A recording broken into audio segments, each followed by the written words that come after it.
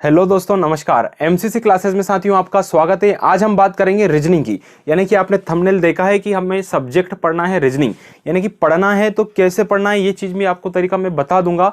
अब बात करते हैं रीजनिंग का सिलेबस। तो ये छोटा सा वीडियो रहेगा दोस्तों, प्लीज़ इसको थोड़ा शेयर और लाइक जरूर कर दीजिएगा, क्योंकि अपने लिए रीजनिंग सबसे ज़्यादा महत्वपूर्ण है। क्योंकि सबसे ज़्यादा नंबर की जो भी आएगा सब्जेक्ट अपना, वो रीजनिंग ही आता है दोस्तों। ठीक है, तो एमपी पुलिस 2021 टारगेट याद रखना दोस्तों, मैंने लिखा है यहाँ पे 6 मार्च, बिल्कुल भूल ना जाना। ठीक है, ये अपना बर्थडे है यूं मानो आप। ठीक है, बर्थडे नहीं भूलते ना, इसी प्रकार बिल्कुल टारगेट है भैया, इस तारीख तक हमें सिलेबस कंप्लीट करना है। अच्छे से हमारी तैयारी कंप्लीट हो जानी चाहिए, क्योंकि अपना पेपर है 6 मार्च को। ठीक है, 2021 में। तो बात करते हैं दोस्तों रीजनिंग का जो टॉपिक है आपका। सबसे पहले जो बात करता हूं मैं, रक्त संबंध। कौन सा बात कर रहा दोस्तों? रक्त संबंध। रक्त संबंध दोस्तों ये आपका चैप्टर है एक बड़ा। रक्त संबंध में आपका जानते ही होंगे आप, रक्त संबंध मतलब अपने जो कौन भाई, माता पिता, भाई का पुत्र, पुत्र का पुत्री, क्या लगता है, अपन क्या लगते हैं, इस प्रकार के प्रश्न इसमें आते हैं। तो पक्का इसमें प्रश्न दोस्तों इंपॉर्टेंट है, आता ही आता है। तो पहले रक्त संबंध आप कंप्लीट कर लीजिए। दूसरा टॉपिक मैं बताता हूं। ये टॉपिक इसलिए मैं बता रहा हूं आपको सभी चैप्टर के, सभी सब्जेक्ट के, ताकि आपको एक आध कोई सा भी चैप्टर छूटे नहीं, है ना। कई सारे पहले जो मैंने एक बनाया था जीके का, एमपी जीके का, जिससे पहले, तो उसमें कुछ लोगों ने कमेंट किया था कि सर ये तो पूरा जीके दे दिया। तो उसमें पूरा जीके मैंने कुछ चीजें जो नहीं आती वो तो छोड़िए, पर जो आती है वो सारी इंक्लूड की, चाहे वो 1 नंबर का आपका प्रश्न बनता है उसमें, क्योंकि अभी एक एक नंबर से अपना काम है दोस्तों। ठीक है, तो दूसरा मैं बात करता हूं, तो थोड़ा जो पढ़ने वाले हैं वो थोड़ा इस चीज को समझें। ठीक है, बाकी तो कमेंट आप समझ ही रहे हो, है ना। तो अपने को टारगेट फिक्स करना है 6 मार्च का कि हमें सिलेक्शन लेना है भैया। ठीक है, बात करता हूँ कूट लेखन एवं कूट वचन की। ठीक है, तो कूट लेखन और कूट वचन यानी कि कोडिंग डिकोडिंग है आपकी ये।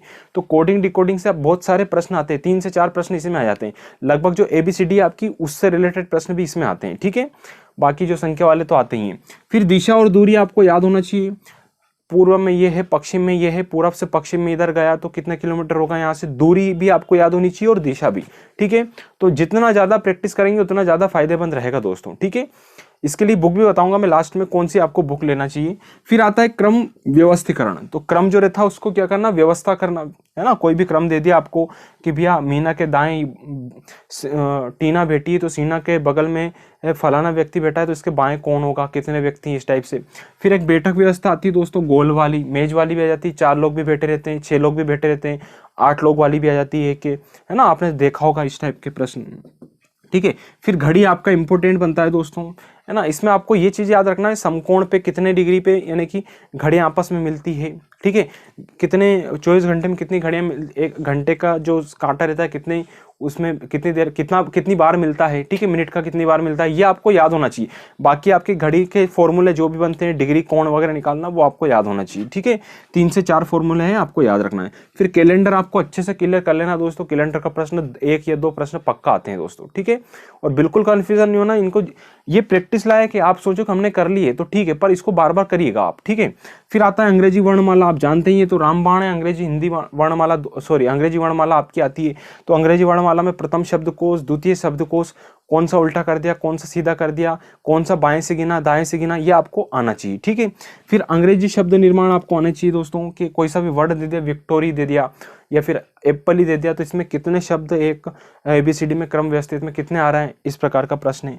फिर अंग्रेजी शब्दों का व्यवस्थीकरण, कोई भी अंग्रेजी शब्द दे दिया तो उसका व्यवस्थीकरण करना, यानी कि अंग्रेजी वर्ड बनता है वो।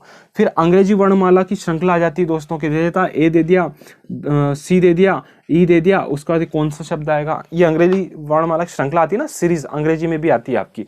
इसी प्रकार एक संख्या श्रृंखला भी आती है ना। 1 दे दिया भैया, 1 का 4 दे दिया, फिर 9 दे दिया, स्कोर वाला बन गया, इस टाइप से। लुप्त पद भी याद करने को आ जाता है, कई बार रॉन्ग सीरीज दे देता है, उसमें से गलत कौन सा है शब्द, कौन सा अक्षर है, शब्द और अक्षर दोनों आते हैं। ठीक है, फिर संख्या सादृश्यता, है ना। 4 संख्या दे दी भैया, एक संख्या ऊपर दे रखी थी, उसके सेम टू सेम कौन सा पद है ना।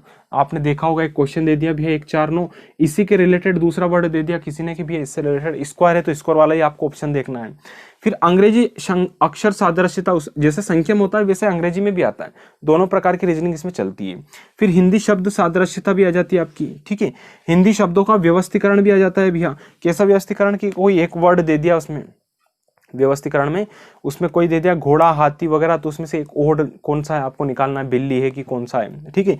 फिर हिंदी शब्दों का वर्गीकरण भी इसी में आता है, और इसी प्रकार से अंग्रेजी शब्दों का वर्गीकरण, दोनों का सेम है, आप समझ जाओगे, है ना। बाकी आप अंग्रेजी वाला जो कोडिंग डिकोडिंग वाला जो चैप्टर लगाओगे ना, उसमें बहुत सारे प्रश्न ऐसे हैं कि जो अदर टॉपिक के भी उठाए गए। तो सबसे पहले मैं कहूंगा कि कूट लेखन यानी कोडिंग डिकोडिंग अच्छे से करिएगा। फिर तार्किक आरेख वाला आ जाता है चैप्टर, सबसे इंपॉर्टेंट है ये तो आपका। फिर न्याय निगमन, शायद 5 क्वेश्चन या 3 क्वेश्चन इसमें आते हैं दोस्तों, है ना। कंफर्म तो नहीं है, लेकिन एक आध 2 प्रश्न सभी के आते हैं, ठीक है। क्योंकि जो पुराने पेपर देखोगे ना, उसमें भी एक कोई पैटर्न नहीं लिया कि बिल्कुल 3 नंबर का पूछा तो अगले पेपर में भी 3 नंबर का ही पूछेगा, ठीक है। न्याय निगमन तो ऐसा है। तो न्याय में आपका कथन निष्कर्ष वाला जो है, ठीक है। फिर आकृतियों की गिनती वाला एक प्रश्न आता है दोस्तों हर बार, है ना। आपके कौन से सेट में आ जाए आप अपन नहीं जानते, पर इसको कंप्लीट करना है। फिर आकृतियों की श्रृंखला वाला आ जाता है, जैसे एक आकृति दे दी तो चौथी या 5वीं आकृति कौन सी होगी, रिपीट होगी क्या, ठीक। फिर आ जाता है आरेखी विश्लेषण। तो आरेख वगैरह दे देते हैं, उसका विश्लेषण करने के लिए दे देता है भैया कि 5 दे दिया कि आगे का कौन सा बनेगा, इसी से रिलेटेड है ये आकृति वाला, ठीक है।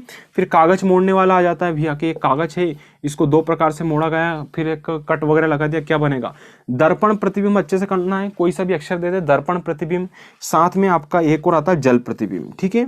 तो एक 11.60 वाला या 59 वाला रहता है, जैसे 12 बज जाती है, तो वो आपको अच्छे से कंप्लीट कर लेना है, ठीक है। ये दोनों आपको रिलेट करना है, ठीक है अलग अलग, लेकिन ये क्या है, ये है अलग अलग, लेकिन चैप्टर आपको सेम दिख रहा है कि जल में अलग बनेगा और दर्पण में अलग बनेगा। फिर अंक गणितीय तर्क शक्ति, जो कि बोलते हैं ना साहब गणित के आपने ऐसा बता दिया 40 नंबर का 30 नंबर का, तो उसमें क्या है गणित के कुछ प्रश्न इसमें आ जाते हैं, तो उसी को बोल दिया गया अंक गणितीय तर्क शक्ति संख्या वाला। फिर पासा आपको अच्छे से कंप्लीट करना है दोस्तों, बहुत इंपॉर्टेंट है। और इसका जो मानक पासा है ना, वो ज्यादा अच्छा है। क्यों अच्छा, मतलब क्या है कि उससे प्रश्न बनते हैं, ठीक है। बाकी आपका एक संख्या 1 के अपोजिट कौन सा है, 5 के अपोजिट कौन सा है, ये तो आता ही है। कथन निष्कर्ष आपको अच्छे से करना है, लेकिन कथन निष्कर्ष में पूर्ण धारणाएं आपको अच्छे से करना है, क्योंकि है ना बैंड बजती तो इसमें बजती सभी की, क्योंकि देखो सभी का एक कॉमन दिमाग चलता है ना। इसमें क्या करना है, सेल्फ मानना है कि भैया घटना हो रही तो अपने साथ हो रही है, तो अपन उसी में डूब जाओ। हाँ है जैसे CID में ढूंढते हैं ना कि हाँ ये ऐसा हुआ होगा, है ना, ऐसे जैसे क्वेश्चन भी कई बार अपन जितना प्रैक्टिस करते हैं ऑटोमेटिक आ जाता है। हाँ 26 का गुणा 2 में करेंगे, 5 इसमें जोड़ेंगे, इस टाइप से आता है कि नहीं आता है, तो वो चीज़ आपको ध्यान देना है, ठीक है।